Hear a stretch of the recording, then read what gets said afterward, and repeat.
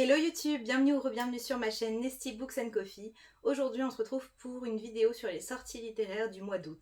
C'est parti!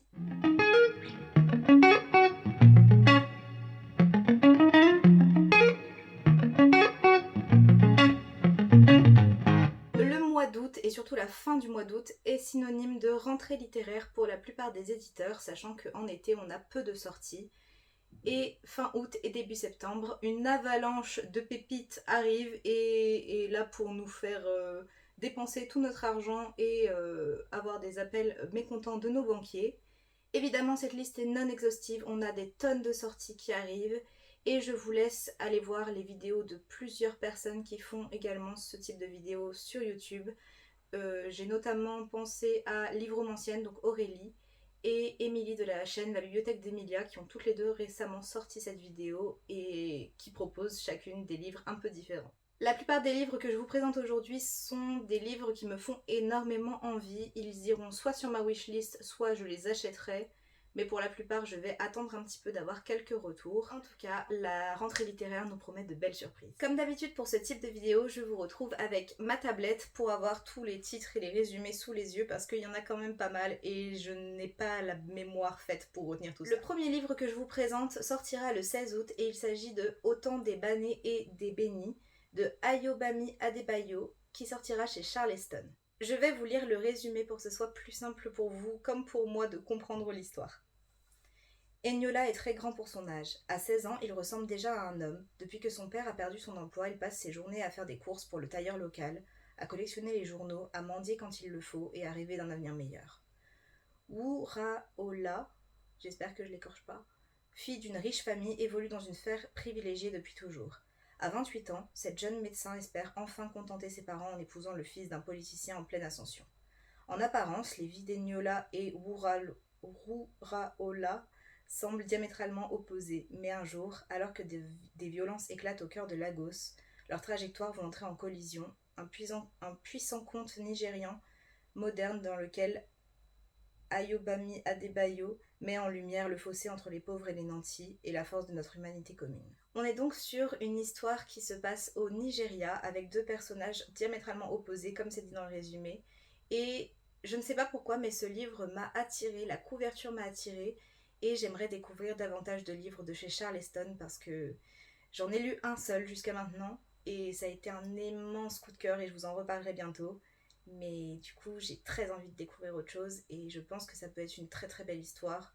Peut-être pas spécialement joyeuse, mais une belle histoire quand même. On change totalement de registre et on passe sur de la fantasy et je vous parle de La Tourneuse de vent de Ariane Ghezouli, publié chez Rajo, qui sortira le 16 août 2023 également. On va suivre Solveig, une jeune fille qui est maladroite et rêveuse et qui un jour va faire une bourde et voir sa sœur être changée en poule par un grand mage. Elle va donc essayer de lever cette malédiction et partir en quête d'une personne qui pourrait l'aider. Elle va rencontrer tout un tas de personnages. Elle va rencontrer par exemple Méliès, un apprenti magicien ambitieux et mystérieux, Fantine, une aspirante détestable, une géante femme à barbe, Barberine, et le sorcier des Lumières, être obséquieux décidé à s'attirer les faveurs de l'empereur du ciel, seigneur du cosmos. Je suppose qu'on est dans une fantaisie très originale, en tout cas ça ne ressemble à rien de ce que j'ai déjà lu.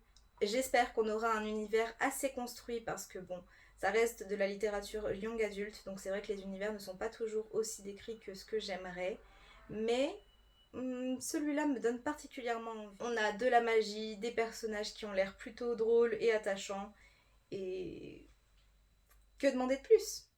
Le livre que je vous présente ensuite est un livre que je pense acheter. Vraiment, peut-être même le précommander. En tout cas, j'ai vraiment très très très très envie de le lire.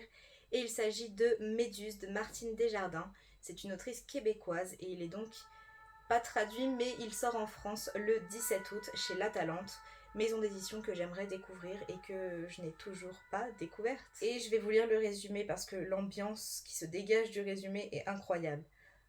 On la surnomme Méduse depuis si longtemps qu'elle en a oublié son véritable prénom. Elle marche tête baissée, le visage caché derrière ses cheveux pour épargner aux autres la vue de ses difformités. Des yeux si horribles qu'ils révulsent les femmes et pétrifient les hommes. Elle-même n'a jamais osé se regarder dans un miroir. On est sur un livre qui est apparemment un petit peu dans une ambiance Dark Academia, pardon, avec une sorte d'institut dans lequel elle va rentrer. Et on a toute cette ambiance un peu malsaine, un peu angoissante. En tout cas, c'est un livre qui me donne tellement envie. J'espère que je l'aimerai autant que ce que je pense.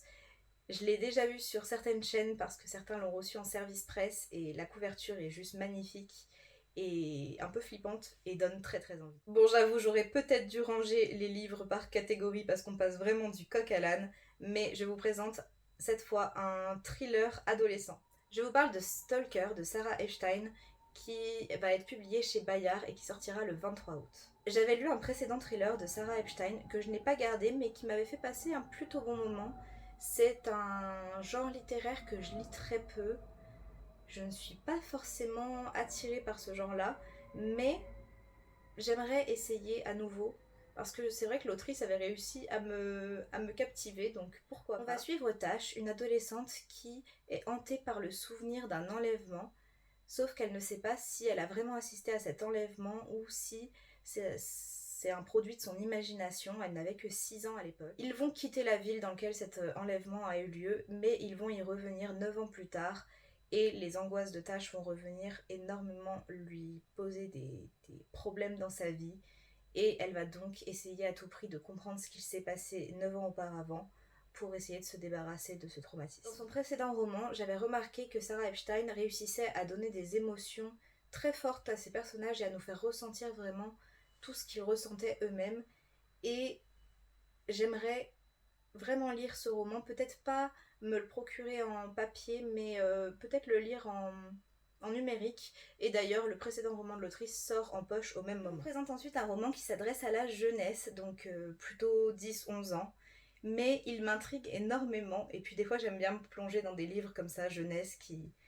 C'est tout doux, ça fait du bien, c'est réconfortant. Je vous parle de La maison sous la maison de Émilie Chazeran qui sortira chez Sarbacane le 23 août. Émilie Chazeran, c'est une autrice qui est plutôt connue et qui est très présente chez Sarbacane. J'ai lu Annie au milieu récemment, qui a été un coup de cœur et une lecture bouleversante. J'en ai d'ailleurs fait un avis sur Instagram, n'hésitez pas à aller voir. Et elle a déjà écrit pour la jeunesse, ce sera le premier que je découvrirai vraiment jeunesse. On va suivre Albertine, qui a 11 ans et qui a énormément de mal à s'intégrer dans son collège et à se faire des amis. Malgré ça, elle est très soutenue par sa famille, qui est un petit peu fantaisiste, et qui a d'ailleurs décidé d'emménager récemment dans une étrange maison. Cette maison est une véritable aubaine pour la jeune fille, parce qu'il y a plein de choses à voir, il y a plein de choses à découvrir, et elle va même aller dans la cave où elle va trouver une porte, et cette porte mène au sous-monde et à ses habitants. Ce livre me donne des impressions de rêve, d'onirisme et de découverte de soi. On a une jeune fille qui est pas forcément très bien et qui va peut-être se faire des amis dans un autre monde. Et ça nous rappelle ces mondes imaginaires qu'on se créait dans nos têtes quand on était enfant. Et ouais, c'est un livre qui me donne énormément envie et la couverture est vraiment très très jolie. La plume d'Émilie Chazeran est très belle, j'ai très envie de découvrir d'autres livres parce que je n'ai lu que Annie au milieu. En tout cas, je pense que ce livre rejoindra ma pile à lire assez rapidement. Le 23 août toujours sortira chez Rajo A Wilderness of Stars, le voyage de la dernière astronome en français de Shea Earnshaw. Shea Earnshaw, je l'avais découverte dans The Wicked Deep, qui était un très très bon roman d'ambiance. Ça n'avait pas été un coup de cœur, j'avais eu un peu de mal à m'attacher au personnage et certaines choses étaient un petit peu prévisibles, mais c'était quand même un bon roman d'ambiance. On avait vraiment cette ambiance de sorcellerie, de petite ville côtière. J'avais bien aimé. Dans ce nouveau roman, on parle d'astronomie et d'étoiles et de constellations et du ciel et... Ok, c'est un thème qui me parle beaucoup plus. Je vais également vous lire le résumé pour que vous compreniez un petit peu l'ambiance dans laquelle on se trouve. Toutes les nuits, Vega observe le ciel, récite le nom des constellations et effectue des calculs. Un soir, 2 nouvelles étoiles se lèvent à l'horizon. C'est le signe que la jeune fille attendait, le moment pour elle de quitter sa vallée, de se confronter au monde et à ses habitants. Un monde dangereux qui s'enrage et se meurt à petit feu. J'avais prévu de vous lire le résumé en entier, mais finalement je trouve qu'il en révèle peut-être un petit peu trop et je regrette un petit peu de l'avoir lu en entier. J'espère que j'aurai oublié d'ici là. Mais en tout cas, c'est un livre qui a l'air plutôt intéressant, donc pourquoi pas. Toujours chez Rajo, toujours le 23 août, un livre que je vais m'empresser d'aller acheter. Je vais craquer au mois d'août en fait. Il y a trop de sorties. Je vous parle de Comme nous brûlons de Lisa Balavoine. Lisa Balavoine, je l'ai découverte dans Un garçon, c'est presque rien, qui est un roman en vers libre qui m'avait bouleversée, qui m'avait fait pleurer même. Et j'avais trouvé ça juste magnifique, tellement doux, tellement juste. Tout ce que je sais de ce roman, c'est qu'on va parler de danse, d'amitié, de passion, et peut-être même d'une amitié qui dévore tout. Et j'ai juste trop hâte de le lire. Lisa Balavoine, elle a vraiment un talent à mes yeux, et elle a aussi fait un roman pour adultes qu'il faut que je découvre, qui s'appelle Éparse. Mais celui-là, chez Rajo, je vais m'empresser d'aller l'acheter, et je pense que je prendrai Un garçon, c'est presque rien, comme ça je le relirai, et je l'aurai dans ma collection parce que c'est vraiment un livre que j'avais adoré. On change de maison d'édition et on va chez Mnemos, toujours le 23 août par contre, et je vous parle de La morsure des roses de Christophe Guillemin. C'est un roman qui m'a intriguée principalement pour sa couverture au départ. Je ne savais pas exactement de quoi ça parlait, mais c'est vrai que ça m'avait attirée. Donc la couverture apparaîtra juste ici. Et le titre, La morsure des roses, je trouve ça intriguant. Et je vais vous lire le résumé parce que je le trouve pas très simple et que je veux pas dire de bêtises. Caéline, la plus jeune fille du dieu Urorio, a grandi sur le mont Érémion, à l'écart du reste de la civilisation avec ses 4 sœurs, entre solitude forcée et rivalité pour l'amour de leur père. Le jour où son précepteur est sauvagement assassiné par les 2 aînés, elle décide de fuir avec Rivelyne. Les 2 sœurs essayent de trouver leur place dans ce monde nouveau, mais aspirant à des choses différentes, leurs chemins finissent par se séparer. Quand plusieurs années plus tard, Caéline apprend que sa sœur devenue reine est sur le point d'accoucher, elle part la rejoindre. Car elle-même ne sait que trop bien la menace qui plane sur Rivelyne. Ses 2 plus grandes sœurs ne reculeront devant rien pour empêcher cet enfant de naître. On est donc dans un récit fantasy qui parle de sororité et de sororité pas toujours positive, et ça m'intrigue énormément. Je trouve que le roman est magnifique et je pense qu'il va aborder des thèmes importants et peut-être des complots, on a une royauté, on a peut-être de la politique. En tout cas, c'est un livre vraiment qui a l'air passionnant. Donc, ouais, direct en wishlist. On change en fin de jour, on passe au 24 août. D'ailleurs, peut-être attendre le 24 août pour aller acheter tous ces romans. C'est peut-être plus judicieux comme ça. Une pierre 10 coups. Je vous parle d'un livre dont je vous ai déjà parlé énormément de fois. Il s'agit simplement d'une réédition en hardback, collector, magnifique. Et je vous parle de My Dear Fucking Prince de Casey McQuiston, qui sortira donc le 24 août chez Lumen dans cette magnifique édition. Dans My Dear Fucking Prince, on suit le fils de la présidente des États-Unis et le roi, enfin le prince d'Angleterre, qui sont rivaux depuis toujours, qui se détestent cordialement. Sauf qu'un jour, ils vont faire une grosse bourde, ils vont se disputer à un événement public et ils vont se retrouver à devoir faire semblant d'être amis pour éviter l'incident diplomatique. Sauf que cette amitié va peut-être évoluer vers beaucoup plus. C'est un livre que j'ai adoré, que j'ai trouvé vraiment génial. C'est une de mes meilleures lectures de l'année. Le seul défaut de ce livre, c'était sa couverture et son titre, donc Red, White and Royal Blue en anglais, traduit par My Dear Fucking Prince, et je trouve ça un peu étrange, mais bon, c'est pas grave. Mais la couverture était un peu bof, et l'édition collector avec ce jaspage et cette magnifique couverture et cette jaquette, et ah, est-ce que je vais craquer? Vous le saurez pour mon book haul de septembre. Le 24 août sortira Ariane de Jennifer Saint chez Sabran, ou Sabran, je ne sais pas le prononcer. On va dire Sabran. J'ai vraiment un doute. Faudrait que je me renseigne. Cette histoire est une réécriture du mythe d'Ariane, donc Ariane, Thésée, le Minotaure. Honnêtement, ce n'est pas le mythe que je connais le mieux. Je suis pas très calée en mythologie grecque, mais en tout cas, c'est une réécriture qui me donne envie parce qu'on est dans une réécriture féministe. Vous n'êtes pas sans savoir que dans la plupart des mythes, les femmes payent pour les erreurs des hommes et des dieux. Elles sont vraiment à la merci des dieux et elles se prennent tout en pleine tronche, clairement. Vous prenez Méduse par exemple qui a été punie, franchement, pas terrible. Je vous laisse vous renseigner, mais en tout cas, les mythes sont vraiment pas ouf pour les femmes, clairement. Donc on a une réécriture féministe, on va peut-être donner la parole à Ariane et j'ai très hâte de découvrir ça. C'est une édition qui est très belle, Sabran est une collection de chez De Saxus ou une maison d'édition sœur ou je ne sais pas trop qui fait de très beaux ouvrages. Et peut-être que celui-là rejoindra ma bibliothèque. J'essaie de me calmer un peu sur Dos Axus et Sabran parce que je ne vais pas assez vite dans mes lectures. Vraiment. Le 24 août toujours sortira chez Lumen une sortie que j'attends depuis un moment et que j'avais hésité à me prendre en VO. Il s'agit de The Very Secret Society of Irregular Witches. Je pense que le titre a été traduit, peut-être par la très secrète Société des sorcières particulières. Quelque chose comme ça. Je vous le mettrai sur l'écran comme ça, pas de doute. C'est écrit par Sangu Mandana et il s'agit d'une cozy fantasy. Dans ce livre, on va suivre une jeune femme, je n'ai plus son prénom en tête, mais je ne lis pas les résumés Lumen, vous le savez peut-être maintenant, mais ils sont toujours assez spoilants, donc j'ai plus ou moins l'idée en tête. On a donc une jeune fille qui fait semblant de ne pas être une sorcière. En gros, c'est une sorcière, mais il faut pas qu'elle le dise, donc elle fait des vidéos sur internet où elle prétend être une sorcière et faire croire qu'elle ne l'est pas réellement alors qu'elle l'est. Je sais pas si c'est très clair. Et dans ce monde-là, les sorcières ne doivent pas être trop ensemble parce que ça peut être dangereux. Mais elle va être contactée par une personne qui lui demande de venir s'occuper de 3 petites sœurs sorcières qui n'ont pas de repères et qui ont besoin d'un guide. Et il y a cette trope de la found family, donc la famille qu'on se fait, qu'on se trouve. Et ça me fait un petit peu penser à La maison au milieu de la mer céruléenne. Donc j'espère que ça sera un petit peu dans la même ambiance.